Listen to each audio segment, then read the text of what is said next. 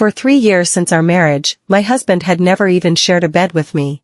In a desperate bid, I slipped into my lace nightgown, carefully faking tender kiss marks on my neck, and snapped a Sleeping Beauty photo from his usual angle. Then I sent an anonymous message. "Hey man, she smells amazing. Hurry up and divorce her, let me have her." I figured that when Scott West received that message, he'd be both disgusted and furious, discarding me like trash, just as he had treated me all along, serving only as a stand-in for my older sister. I truly believed that this time I'd finally be free to divorce him. My sister, Zoe Adams, was vacationing in Miami in celebration of her 3rd wedding anniversary. When she asked me what gift I'd like, I nonchalantly requested an untraceable international phone card. Clutching that card, I stood alone in an empty hotel room and let out a weary sigh. Then I changed into a specially bought, delicate lace nightdress designed for my plan. Facing the mirror, I meticulously recreated sultry kiss marks along my collarbone and neck. Next, I applied my lipstick so slowly that it blossomed into natural, smudged patterns.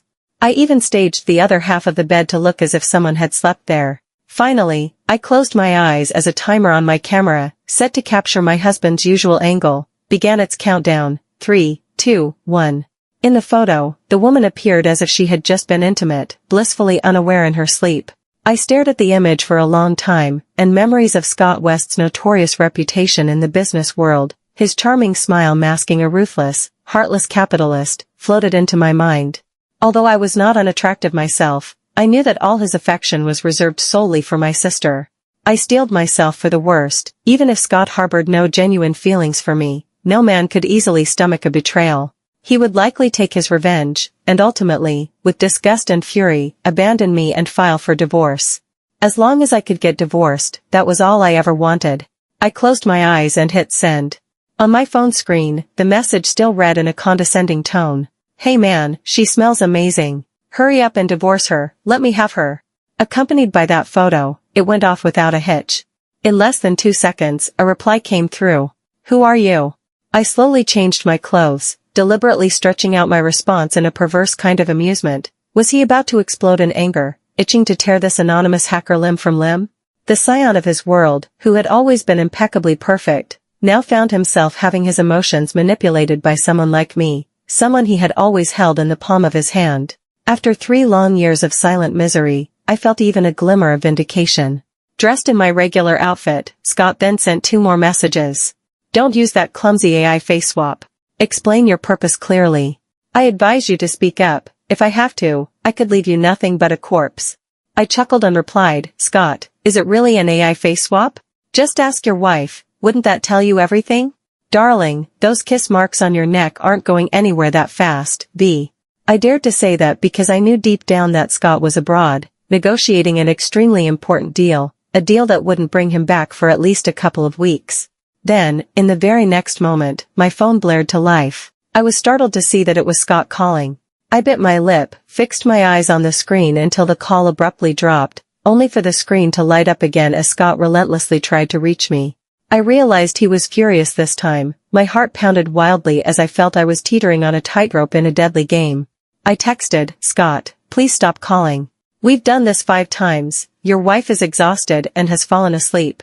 After the call finally ended, my phone was swallowed up by silence. Then, using that anonymous phone card, I sent 1 more message. "I'm not trying to tear you apart, Scott. You and your wife truly love each other. Please have mercy and get a divorce. If not, you'll end up with a green hat and your pride will be shattered." Scott never replied again. Uneasy, I tossed my ruined lace nightdress into the trash, checked out from the hotel, and headed back to the villa. The housekeepers moved about as if nothing were amiss. The place was immaculate and eerily serene. I washed up and went to bed. At dawn, as the sky just began to lighten, I heard the roar of an engine and the harsh screech of tires outside. By the time I fully awoke, panic-stricken, the bedroom door was being knocked upon. "Jenny, open the door." The voice was cold and steady, its calm hiding an undercurrent of barely contained impatience. I instantly felt as if a bucket of ice water had been dumped over me, every nerve on edge. It was Scott. My mind raced. How had he returned? To him, I was nothing more than a disposable substitute. The knock came again, 3 measured taps, each one underscoring his restrained urgency. Then he said in a slightly faster pace, "Jenny, I want to see you." Forcing myself to remain composed and avoid arousing suspicion, I replied, Mr. West, I need to use the bathroom and take a shower. Please wait a moment. I dashed into the bathroom, turned on the shower, and fixed my gaze on the unmistakable kiss marks on my neck, the very marks I'd painstakingly pressed on using a bottle yesterday to make them look as real as possible, so real, in fact, that not even a dab of foundation could hide them now. Yet I knew I had to camouflage them. After all, anyone caught cheating would instinctively lie to cover it up. Scott was nothing if not shrewd. I had to perform every part of the act to perfection. I whipped my hair to look freshly bathed, changed into a high-necked black dress that covered even my arms entirely, and gingerly used a bandage to hide the small kiss mark peeking out at the collar. I stared at myself in the mirror, forcing on an expression one part nervousness, one part feigned calm. It was all so terribly nauseating. I knew that Scott would have no hesitation in spitting out a divorce and telling me to get lost. I opened the door. There he sat on the sofa, brow furrowed in thought, his eyes momentarily closed as if in quiet reflection. His complexion was pale, and a light dusting of stubble coated his chin. He'd even forgotten his watch. The matching cufflinks were nowhere in sight. One hand gripped his phone tightly, while the other rested on the arm of the sofa. I could see deep bruises along his knuckles as if he'd been struck repeatedly. Yet he paid no heed to them, not a bandage in sight. Mr. West, why have you come back? I asked timidly. Scott slowly opened his eyes, his gaze dark and foreboding. Rising from the sofa, the man who had seemed so agitated moments before now moved toward me with a measured, almost reluctant, pace. Instinctively, I took a step back, but he grasped my arm and pulled me close. Lowering his eyes, he studied the kiss marks on my neck until his pupils narrowed. I forced out a weak smile and managed, "Is something wrong?" He didn't answer immediately. Instead, with two cold fingers he moved to hover just over the bandage on my skin, as if one tug, and he could brutally rip it away, laying bare every lie I'd told, unraveling the sham of our marriage with furious wrath. I began to tremble, closing my eyes in dread of what he might reveal. Yet his index and middle finger merely rested lightly on the bandage. "How did this happen?" he asked calmly. I dodged the question deliberately. I got scratched by a book page last night." "Book page," he repeated slowly, blinking before adding in a measured tone, "What were you doing last night?" His fingertip slipped into the edge of my neckline. With just a little more pressure, he could have exposed the kiss marks hidden under my dress. I swallowed hard and murmured, "I had a hair treatment last night." Scott's breathing deepened, his silence laden with unspoken questions. He stared at me impassively, and for a heart-stopping moment, I feared he might unleash his rage on me. Even as his hand still rested along the sensitive spot, his pressure nearly made me collapse into him, so I reached out desperately to block him. His hand tightened around my waist, locking me in like iron cuffs as if to vent every bit of repressed anger. My strength waned under his hold as, step by step, he drew nearer. "Scott, please, don't," I pleaded, my voice trembling as I sensed the danger, though I wasn't sure what he intended. My mind went blank, and all I could manage was a choked, "Please, don't touch me. I'm scared, I beg you." After an agonizing few seconds, he slowly withdrew his fingers and clenched his hand into a fist. His face blanched and his lips pressed into a thin line. In that moment, I realized exactly what I had just said. Then he declared flatly, "I'll assign you 2 personal bodyguards. From now on, whenever you step outside, they'll be there to keep you safe." Without another word, he turned and left. Only when the familiar hum of an engine outside reached my ears did I come fully to my senses. He isn't coming after me? How could it possibly be this way? For days afterward I found myself under tight surveillance, left with little opportunity to reach out to anyone. And then, mysteriously, Scott cut short his business trip abroad and returned after only 5 days. Once he was back, his watchful scrutiny of me immediately slackened, and I finally had a chance to pick up my phone again. Using that anonymous phone card, I sent him a message. "Hey man, you're not exactly playing this game well. Even if you cheat, divorce should be the answer, so why keep your wife under lock and key?" He replied almost instantly, "She hasn't cheated. I know her, I believe in her. Jenny, you would never do something like that." I stared at his response, utterly dumbfounded. What did he mean? Although I had indeed resorted to desperate measures out of fear of finding another lover, how could Scott know me so well when he had always been so cold? Fueled by a mix of anger and desperation, I shot back, "Scott, you know her better than I do. She has 3 birthmarks, one on her rib, one by her navel, and whenever I trace them in a line with my finger, she trembles uncontrollably. But as her husband, shouldn't you have known that by now? Every word dripped with sarcasm, especially since, in all these 3 years, Scott had never truly touched me. A moment later, while I sat in the living room, a mocking, disdainful laugh suddenly burst from Scott. Ha! Isn't that something? Though I hadn't seen him in person recently, judging by the photos I'd seen, he should be well endowed. His laughter seemed to confirm it. Then, very quickly, a new message poured in. I glanced at my phone, my hair stood on end as I read. On the 27th of last month, you, or someone you sent, went to Los Angeles to buy a phone card, didn't you? Scott continued, you really think that with an untraceable phone card I can't figure out who you are? I'll track you down one by one, meticulously, like peeling your skin off. You'd better have gone to Los Angeles yourself. If you had someone else purchase it and mail it back, there'd be an address. Then he added, when you sleep, you had better keep your eyes open, man. Those last 2 words were nothing short of venomous mockery. I shot back, of course I'll sleep with my eyes open, if it means I can sneak another glimpse of your wife. Smack. Outside, I heard the crash of a cup being thrown. Scott sent another message, you and her are only fooling around. Gritting my teeth, I fired, really? Then why don't you take a look at the changes happening with your wife lately? I closed my phone and, in that instant, found a sudden calm. Change? After a man starts an affair, what changes might you expect? I began working out.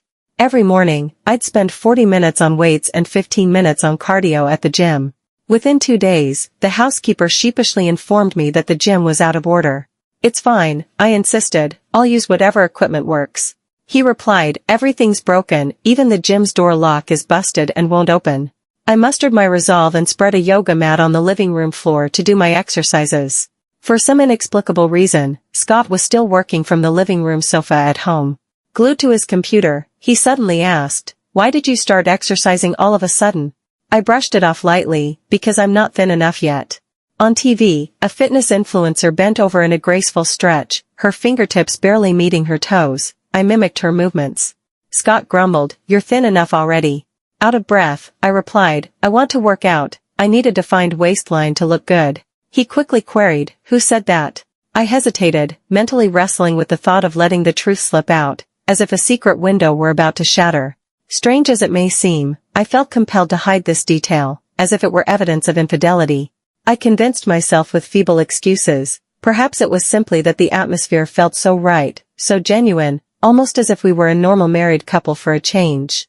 Scott and I had always been in a rush, perpetually distant, he immersed in his work and me, forced to endure his constant presence. We had never sat together like real spouses, each absorbed in our own tasks yet still chatting casually from time to time. Lost in these thoughts, I barely noticed when Scott's composed face on the living room sofa suddenly flashed a new message to that anonymous number. Scum, I'm gonna kill you. The word stung. Soon after, circumstances at home took another odd turn. The TV broke down, no fitness videos were available, and the housekeeper informed me that every morning at 8 a.m. the whole house was vacuumed, leaving no room for my living room workouts. Taking a deep breath, I decided to learn how to bake instead. When the housekeeper asked curiously about my new hobby, I smiled and said, there's something so satisfying about watching something I made with my own hands being enjoyed by others. Scott stood silently at the top of the stairs, his face a mask of cold detachment as his eyes followed me from the kitchen island to the oven. I ended up eating the burnt cookies myself. I only managed to split 2 pieces for the inquisitive housekeeper, while the rest I packed into paper bags tied with a neat bow. Handcrafted baking was enough to prove that I did have a social life, and that I was taking my relationship with Scott seriously. After changing into fresh clothes, I announced, Mr. West, I have a meeting to attend outside for a bit. Scott silently fixed his gaze on me. Was he about to erupt? Was he finally going to announce a divorce? My heart pounded so violently I thought it might burst. But instead, he merely raised an eyebrow, flashing a mischievous, even roguish, cold smile, and said, go ahead, then. Before I could react further, he turned and left. I walked over to the desk and was stunned to discover that the bag of cookies I had just prepared had vanished without a trace, not even the burnt remnants remained. Scott! I yelled internally. I could have shared those with my mentors and colleagues, and he just threw them all out. Furious, I began firing off text messages. Your wife said you've been losing your temper at home nonstop. She's scared, crying every night, and misses me terribly. Mr. West, why haven't you divorced her yet? Clinging to this farce, what's the point? Your marriage is nothing more than a transactional arrangement. You already got what you wanted. Why not just let her go? Scott replied, she cried. I sat there, numb, staring at the message, utterly at a loss for how to respond. Then he sent a second message. Do you live in Pinehurst too? Cold sweat broke out all over me. How did he uncover that? Before I could deny it, Scott followed up. I'm closing in on you, you sleazy lowlife. You better watch your back. I quickly shut my phone, drenched in anxiety. My time was running out. I had to take bold action and couldn't continue this half-hearted game of teasing any longer. My hands trembled as I gripped the divorce agreement that I had hastily drafted, tucking it into my purse. Then, I donned my shortest skirt and heels, applied my makeup, spritzed on perfume, and pushed open the door. I'm leaving now, I declared. Scott fixed his cool, unreadable gaze on me. In that moment, it was as if we truly looked at one another for the first time in days. The living room light cast heavy shadows across his face. He looked gaunt, his eyes rimmed with red, and his entire frame seemed both alert and as pale as wax that had been roasted over a flame. How long had he been sitting there? Where are you going? He asked calmly. A friend's place, I replied softly. Which friend? His eyes shifted down to the hem of my short skirt, and his expression grew even more inscrutable. Someone you wouldn't know. He smirked silently, the corners of his eyes crinkling, then shook his head. Come on, Jenny, you tell me. I know you well. I retorted, Mr. West, our marriage has always been nothing more than a business arrangement. When we tied the knot, you agreed that we wouldn't interfere with each other's private lives. He rose slowly, his tall 6 feet 2 inches frame and broad shoulders contrasting perfectly with a narrow waist, as if sculpted for display. For the first time, I noticed he wasn't wearing a suit today. Instead, he had on a slim, form-fitting black sweater that clung to his chest. He lowered his gaze, removed his blue light-blocking glasses from his nose, and casually tossed them onto the sofa. Keep talking, Jenny. Let me count exactly how many hurtful words you've got saved up for me. My voice trembled as I spat back, and I owe you nothing. My sister has returned, and if she finds out how you treat me, she certainly won't stand for it. That hit him hard. For a moment, his expression wavered. What? He managed. I took a deep breath and said, I'm leaving. Not only that, I want a divorce. At that moment, every bit of the pent-up fear and tension finally burst out of me, a release that felt like mounting excitement after being trapped in a never-ending line. But immediately afterward, overwhelming anxiety and terror took over. I bolted toward the door, grasping the handle with all my might, only to have it slammed shut by a single, fierce punch from Scott. Do you dare? He growled, his hands clamping down on my arms. Scott stared at me, not with malice, but with a strangely calm intensity. Yet the look in his eyes, deep and tumultuous, betrayed erratic, panicked breaths. I bit my lip. Scott. There's someone else out there. Please, wake up. He gritted his teeth. I could see the veins at his temples pulsing as if he were about to pass out from rage, his knees buckling against the door, but his grip on me would not relent. His cold, implacable demeanor offered neither curses nor tender reassurances. He simply repeated between gritted teeth, you dare? I felt the heat and pain of his embrace radiate against my back, a shock of pain that ran like electricity along my bones. My vision went white as I struggled to catch my breath. In that harsh, unyielding light, I couldn't help but notice his striking, chiseled face and the force with which our bodies pressed together. I stammered out weakly, you don't love me. Barely able to speak, I pleaded, Scott, please, divorce me. Someone else will love me. For a long, agonizing moment, his breathing stuttered, his entire body stiffened as if he were struggling to form words, but finally he regained his composure. Steadying himself by gripping the door handle, he stood tall. Just as I reached once more for the handle, he swept me up in his arms. Stop, I cried, flailing in a desperate struggle. Scott carried me to the bed and, with barely a word, said, because we're married, we're stuck together. I taunted, I love him. I slept with him.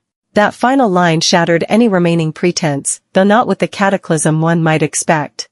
Slowly, deliberately, he began to undress. Even as my bitten lips stung and his cold, pale face took shape beneath dim light, defined muscles more impressive than any online picture of mine, he lowered his voice, so what? I was stunned, what? In a measured, almost indifferent tone, he continued, you're still young, Jenny. Being curious and wanting to play isn't so unusual.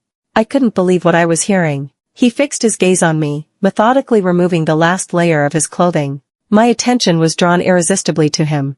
In that instant, I understood why, upon seeing those 2 provocative photos I'd sent, Scott had only laughed coldly. He had every right to be contemptuous. Gently, he took my wrist and bowed his head. I caught the unmistakable scent of raw masculinity on him. Without the barriers of formal suits, endless work, and icy words, I realized, perhaps for the first time, the undeniable truth: Scott was a man, every bit possessive and potent. I managed, my tongue nearly paralyzed, unable to argue further. In that moment, all my senses converged solely on him. He looked at me calmly and said, "Jenny, you're just hungry. Wanting to leave over some junk is childish." He stroked my forehead tenderly but firmly, forcing me to tilt my head back. Then, with a long, lingering kiss, he almost robbed me of consciousness. His hand circled my neck with controlled pressure as he fixed his gaze on me and softly asked, "Jenny, say it again. Can you say, 'Let me have that hug'?" Exasperated beyond words, I whispered, "Get away." But Scott did not let go. If anything, he drew even closer, his presence overwhelming, even as if no further doorbell could interrupt us. I watched, almost in disbelief, as every kiss mark I'd once faked was overwritten by his tender, insistent kisses, sealing them until they were indelibly etched in his mind. As the curtains swayed gently in the breeze, dusk fell and dawn rose again. In the soft glow of morning, I groggily opened my eyes and discovered tucked away in the corner of his desk was exactly the bag of cookies I'd lost.